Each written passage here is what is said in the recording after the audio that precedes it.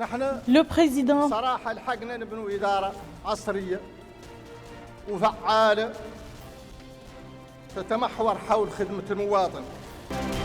de la République appelle à une administration efficace au service du citoyen et critique l'incapacité de l'administration à remplir ses devoirs envers les citoyens.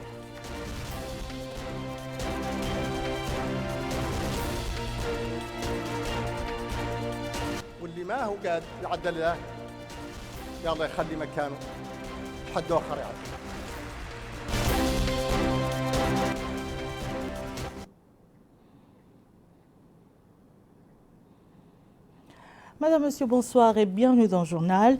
Un journal que nous ouvrons par les activités du président de la République, Monsieur Mohamed El-Cheikh El-Ghazouani, qui a reçu en audience cet après-midi au palais présidentiel à Nouakchott les membres du comité régional de pilotage du projet d'autonomisation des femmes et de dividendes démographiques au Sahel, Suède, présidé par Madame Miss Belmondo Dogo, ministre de la Solidarité et de la lutte contre la pauvreté de la République de Côte d'Ivoire. La réunion a examiné les domaines d'intervention et les réalisations du projet au profit des États membres. La rencontre s'est déroulée en présence du ministre des Affaires économiques et de la promotion des secteurs productifs, M. Ousmane Mamadou Kane, et du chargé de mission à la présidence de la République, M. Mohamed Aminou El-Cheikh El-Hadrami. Le président de la République, M. Mohamed El-Cheikh El-Ghazouani, a tenu cet après-midi au palais présidentiel à Nouakchott une rencontre avec les walis de l'ensemble des wilayas du pays. La rencontre s'est déroulée en présence du Premier ministre, M. Mohamed El-Bilal, du ministre de l'Intérieur et de la Décentralisation, du directeur de cabinet du président de la République et d'un chargé de mission. Le président de la République, M. Mohamed El-Cheikh El-Ghazouani, a rappelé aux walis au cours de la réunion qui sont les membres représentants du président de la République chargés de la mise en œuvre des politiques gouvernementales au niveau local. Il a souligné au cours de cette réunion que la réussite de l'action du gouvernement et de l'État en général dépend de la capacité des administrations locales à mettre en œuvre localement les objectifs des politiques publiques de manière efficace et efficiente. Il a indiqué que cela exige des walis qu'ils surveillent constamment et de près les conditions des citoyens, ce qui représente le premier ordre de proximité de l'administration avec le citoyen et qu'ils fassent de la résolution de leurs problèmes et de la facilitation de leurs transactions une priorité. Cela nécessite également un suivi et une surveillance constante du fonctionnement des différents services publics en matière de santé et d'éducation. Le président de la République a indiqué que le premier sens et la première signification du contenu du discours de Ouadane devraient se manifester dans le rejet du faux stéréotype et dans la conduite des affaires publiques. Le président de la République, M. Mohamed El-Cheikh El-Ghazouani, a souligné que cette année est une année exceptionnelle en ce qui concerne le cheptel et par conséquent, les walis doivent accorder une grande attention à la distribution des aliments de bétail et veiller à son équité et empêcher toute forme de spéculation. Le président de la République a souligné la nécessité d'être vigilant aux frontières dans les circonstances exceptionnelles que traverse l'un de nos voisins et a exhorté les walis dans ce contexte à être conscients de la gravité de la situation. Il a instruit le Premier ministre de tenir des réunions entre les walis et les différents ministères de services pour resserrer la coordination et mettre en place un mécanisme permettant d'assurer une communication permanente. Le président de la République, Mohamed El-Cheikh El-Ghazouani, a déclaré qu'il est temps de mettre fin au déséquilibre et dysfonctionnement dont souffre l'administration mauritanienne. Cette intervention a été faite lors de la cérémonie de sortie d'une nouvelle promotion d'étudiants de l'École nationale d'administration du journalisme et de magistrature qu'il a supervisée ce matin au Centre international des conférences dit El Mourabitoun. Bokar Baylova. Dans son discours, le président de la République, M. Mohamed El-Cheikh El-Ghazouani, a déclaré qu'il est temps de mettre fin au déséquilibre et dysfonctionnement dont souffre l'administration mauritanienne. Il a souligné que le moment est désormais venu de mettre en place une administration moderne et efficace pour un service public de proximité au service du citoyen. Il a exprimé sa satisfaction d'assister à la cérémonie de sortie d'une nouvelle promotion d'étudiants, considérée comme la plus importante promotion de cette école en termes de nombre et diversité des disciplines et contenus de formation. Le président de la République, M. Mohamed Cheikh Al-Ghazouani, a ajouté que cette nouvelle promotion donnera un nouveau souffle à l'administration qu'il souhaite voir figurer sur l'action de l'administration, soulignant que celle-ci doit rapprocher ses services du citoyen en interagissant avec ses problèmes et sollicitations avec efficacité et célérité et dans le respect de la dignité de ses usagers. Il a fait mention des tares dont souffre notre administration, dont, pour preuve, le fait que la présidence de la République ne reçoit pas de façon quotidienne ou hebdomadaire des rapports sur les plaintes et problèmes des citoyens. Il a passé en revue quelques exemples de déséquilibres qui caractérisent les services des établissements publics, dont la plupart ne mettent pas en place les mécanismes qu'il faut pour la réception et l'orientation du citoyen, soulignant que ce type de lacune n'est plus tolérable. Le président de la République a indiqué que ces déséquilibres sont observés au niveau de l'administration centrale, en particulier des départements de l'urbanisme, de l'eau, de l'électricité, des impôts, de la santé, du registre social et de l'administration territoriale, dont le contact avec le citoyen est très déficient, ce qui a entraîné un manque de confiance entre le citoyen et ses administrations. Le président de la République a déploré que les services assurés par ces départements sont en deçà des attentes des citoyens qui souffrent de coupures brutales et régulières de l'eau et de l'électricité. S'agissant de l'urbanisme, il a déclaré qu'il existe également le problème du double emploi sur les parcelles de terrain. Ces déséquilibres se manifestent également à travers l'arbitraire des factures des impôts ainsi qu'au niveau des établissements d'état civil où les citoyens font la queue quotidiennement pour accéder à un extrait ou à une inscription. Par ailleurs, le président de la République, M. Mohamed Cheikh Al-Ghazouani, s'est interrogé dans ce cadre de l'intérêt de la numérisation si elle n'assure, n'accélère et ne facilite le service public.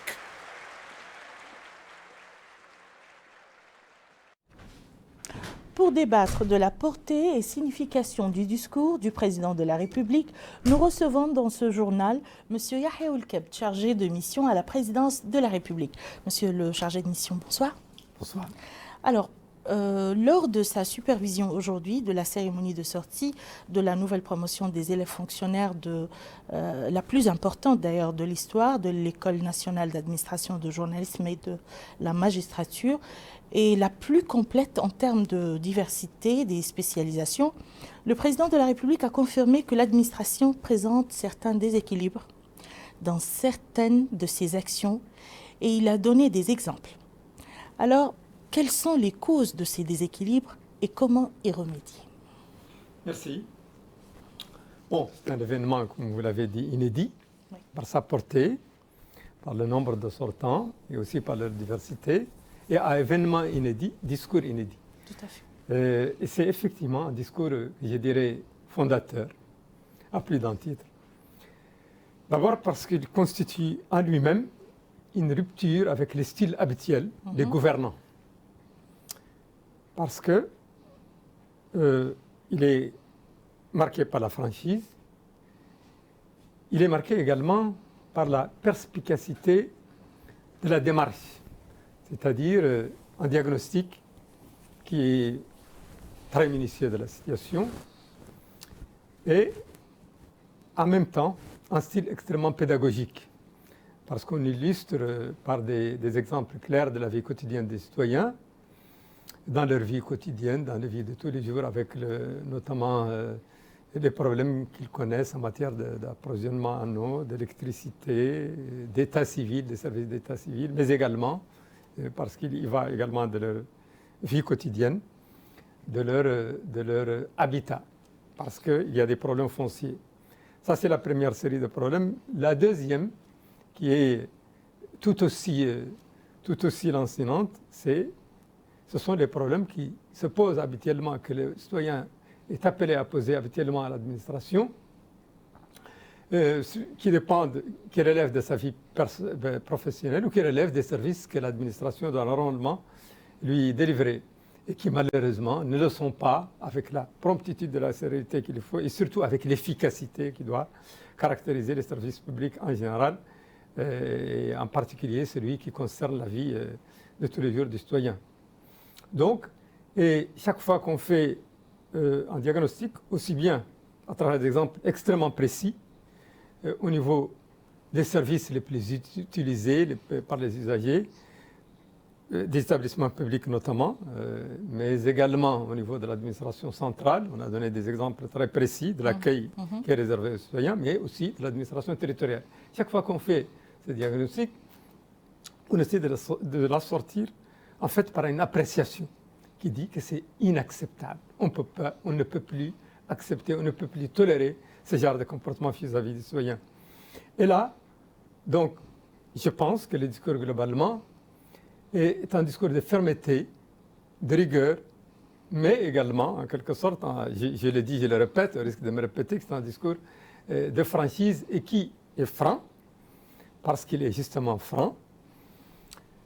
Cela est une autre portée, parce que quand on est franc vis-à-vis de son peuple, cela veut dire tout simplement qu'on le respecte.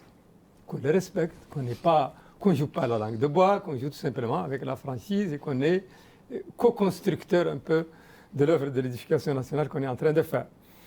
Deuxièmement, du point de vue du contenu, je crois que le discours fait ressortir la vision globale du président de la République, de l'administration mauritanienne, ce qu'elle doit être.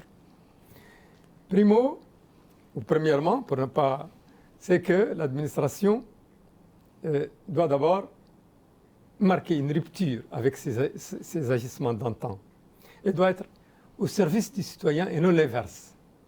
Oui, mais à quoi faisait, je m'excuse de vous interrompre, le président de la République, à quoi faisait-il allusion en dénonçant des déséquilibres au niveau de certaines administrations centrales et en appelant leurs responsables à prendre leurs responsabilités pour les surmonter? Ce n'est pas seulement des allusions, mais c'est des choses extrêmement concrètes, parce qu'on a bien dit, on a mis le doigt sur le mal. Le mal, c'est que l'accueil est morose de l'usager, les plaintes des usagers ne reçoivent souvent pas d'ailleurs, il a illustré avec un exemple précis, tout s'accumule. Les gens n'ont finalement de recours que vers la présidence, tellement qu'on reçoit journellement, quasiment, tout un tas, une cascade de plaintes qui, en soi, expriment la non-satisfaction du citoyen des services des usagers. Alors que, généralement et paradoxalement, ça ne demande pas beaucoup d'efforts. Il s'agit tout simplement de leur prêter attention et de s'appliquer pour qu'ils trouvent la solution idoine. Donc, je crois que là, ce n'est pas, encore une fois, il faut dire que le discours a été trop clair pour être interprétable, tout simplement parce que tout est dit dedans. Deuxièmement, j'ai commencé tout à l'heure à vous dire les caractéristiques de l'administration que le président veut pour notre pays. J'ai dit qu'il faut que l'administration soit au service du citoyen et non l'inverse, et qu'elle soit efficace, c'est-à-dire qu'elle réagit, qu'elle soit non seulement réactive, mais qu'elle soit proactive et qu'il trouve la solution très rapidement sans qu'il n'ait à recourir à d'autres moyens. Et troisièmement, qu'elle soit dépersonnalisée, c'est-à-dire qu'on ne traite pas les citoyens, on ne traite pas l'usager de par sa position sociale ou de par son titre ou de par n'importe quelle autre considération, mais simplement on le traite parce qu'il est citoyen et parce qu'il doit être traité de manière totalement anonyme. Il est du devoir de l'administration de réagir à toutes ces attentes.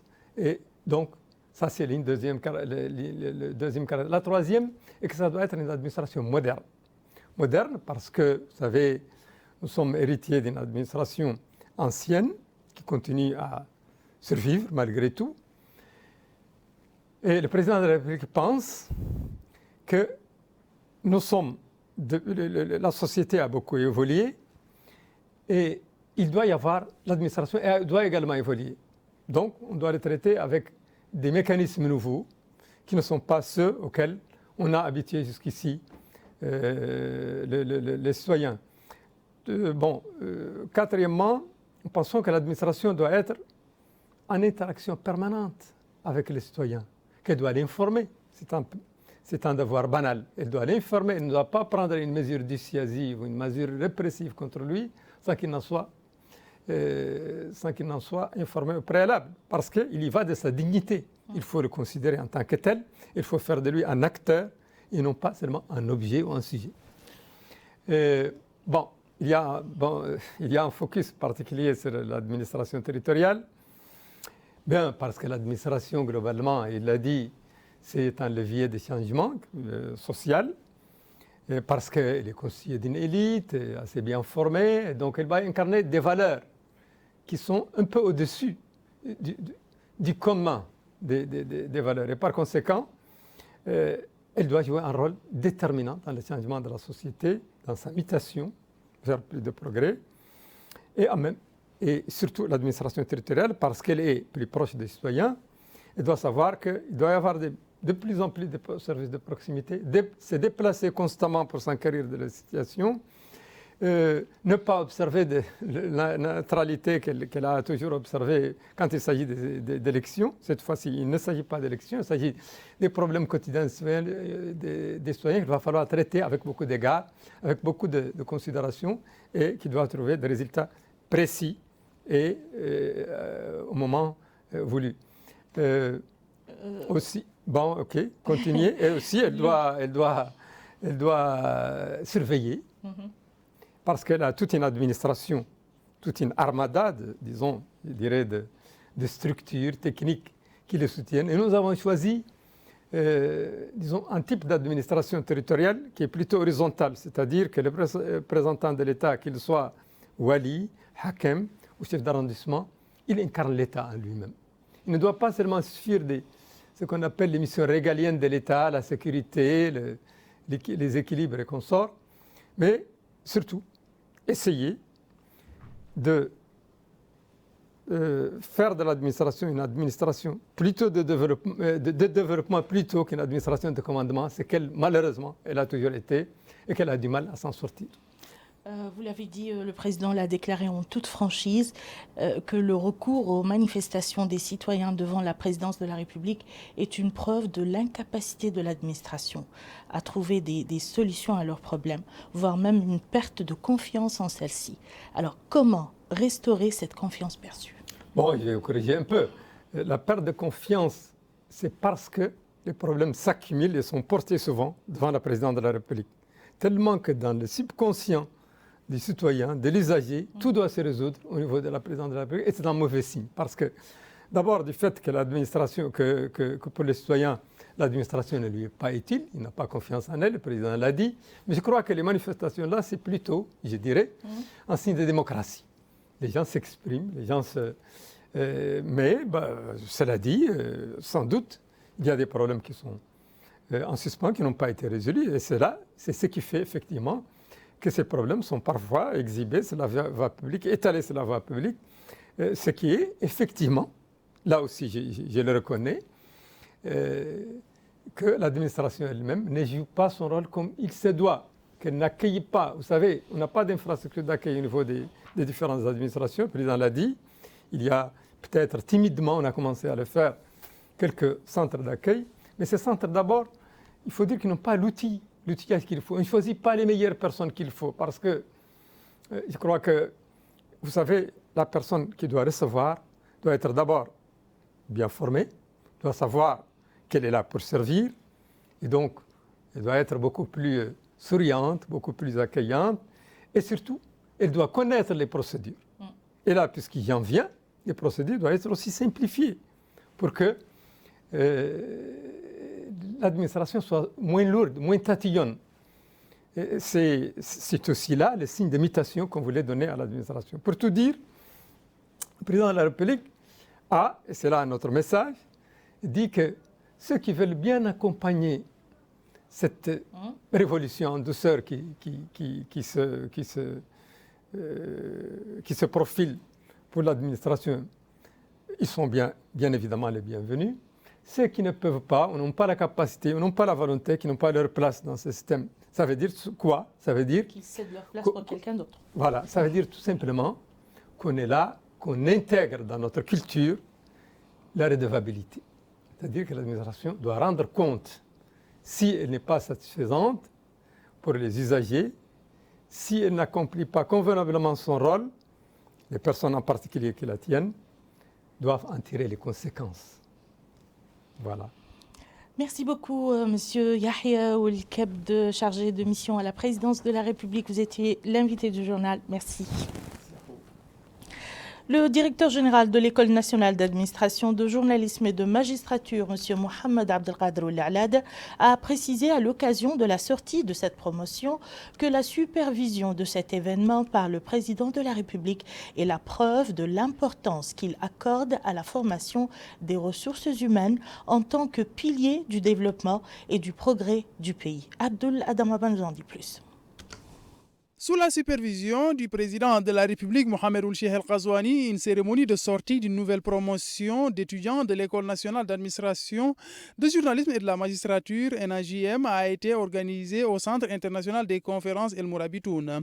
Dans un discours prononcé à cette occasion, le directeur général de l'École nationale d'administration, de journalisme et de la magistrature, NAJM, Mohamed Abdelkader Ould-Allada, a précisé que la supervision de cet événement par le président de la République est la preuve de l'importance qu'il accorde à la formation des ressources humaines en tant que pilier du développement et du progrès du pays.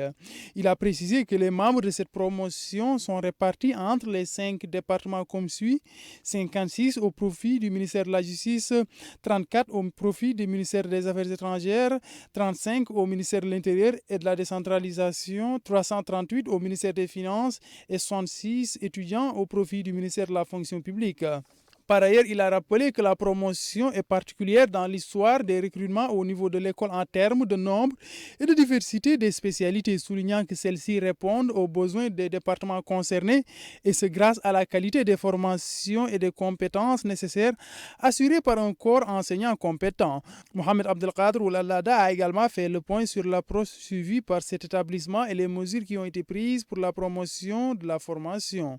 Parmi ces mesures figurent l'actualisation des programmes de l'école, l'amélioration des outils de la formation, le renforcement du cadre de partenariat dans le but d'accompagner les innovations dans la formation, l'intégration d'un centre des langues, notamment nationales, en plus de la mise en œuvre de la stratégie de la formation continue lancée en 2021 au profit de tous les départements ministériels. Il a par la suite appelé les membres de cette promotion à la discipline, à l'engagement et au dévouement pour s'acquitter de leurs futures tâches de façon à se conduire avec professionnalisme. Une porte-parole de la promotion de diplômés de l'École nationale d'administration dans plusieurs disciplines a prononcé un discours dans lequel elle a noté la satisfaction de passer du stade de la formation, de la théorie à l'application, donc de l'emploi et du travail. Madame Hanna Kaber Hachem a souligné que cette cérémonie s'inscrit dans les directives du président de la République, M. Mohamed Ould Cheikh El Ghazouani, à l'implication des jeunes dans la gestion des affaires publiques. Mohamed Ould-Khattab. Prenons la parole au nom des sortants de cette promotion de diplômés de l'École nationale d'administration.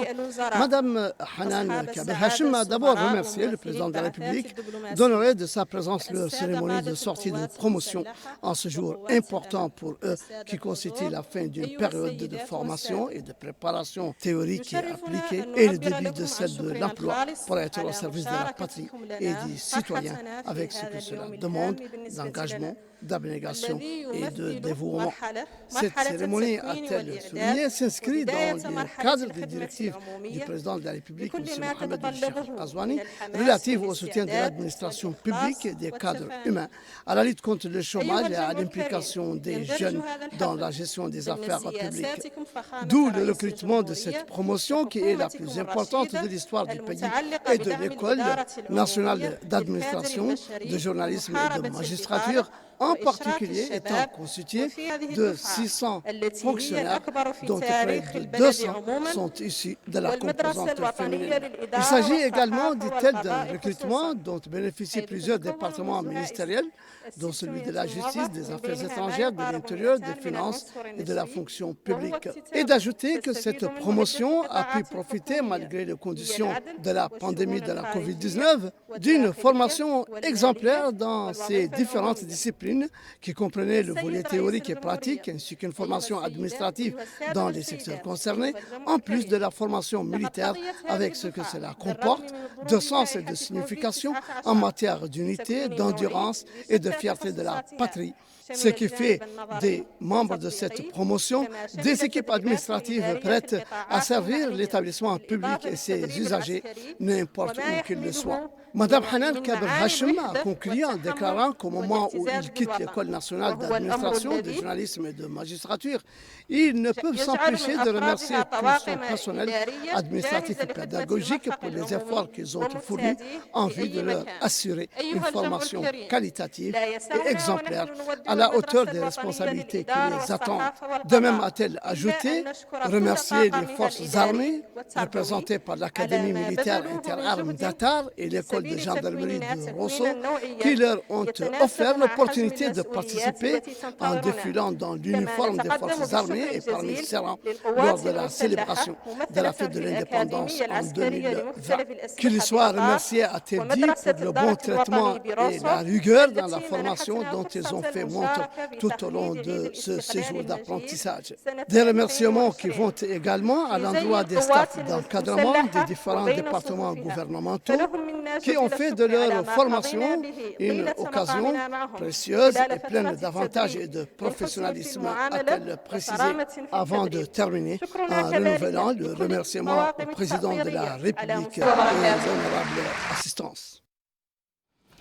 L'École nationale d'administration, de journalisme et de magistrature, qui est un établissement d'enseignement supérieur professionnel, est une réforme de l'École nationale d'administration, l'ENA, qui a été créée par la loi numéro 6642 du 21 juin 1966 portant création d'une École nationale d'administration en République islamique de Mauritanie. Cette loi a été modifiée par loi 68014 du 26 janvier 1968. Melika Narli nous en dit plus.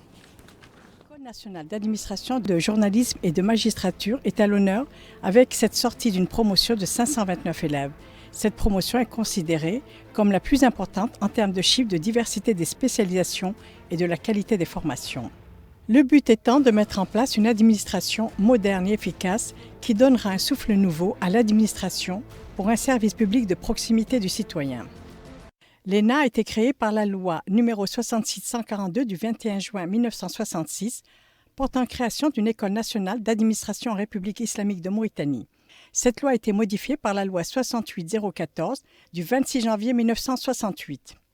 L'ENA a été réorganisée par le décret numéro 82052 du 7 juin 1982 portant réorganisation de l'École nationale d'administration. Le décret numéro 2010-225 du 28 octobre 2010 porte création d'un établissement public à caractère administratif dénommé École nationale d'administration, de journalisme et de magistrature. Le décret numéro 2010-236 du 8 novembre 2010 porte organisation et fonctionnement de l'École nationale d'administration, de journalisme et de magistrature.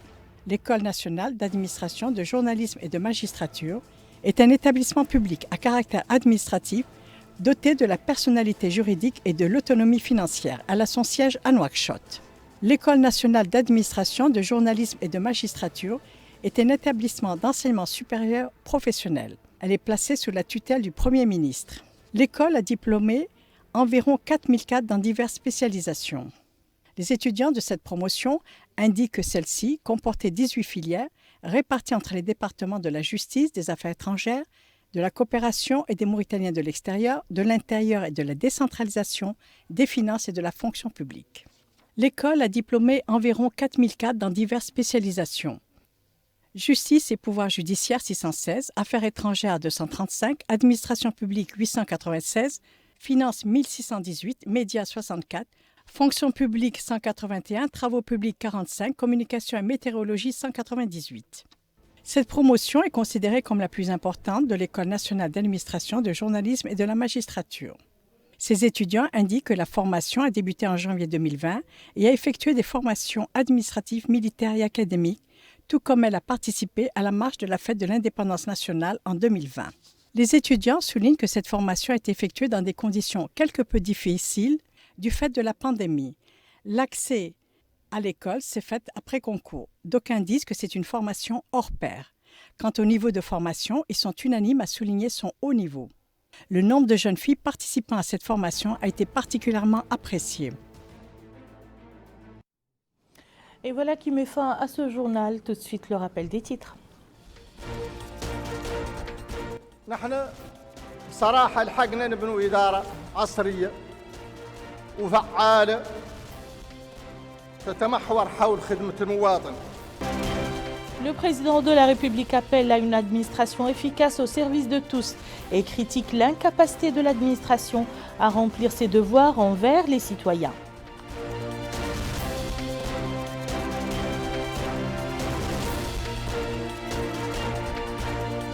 واللي ما هو قاعد يعدل له يلا يخلي مكانه حد آخر يعدل.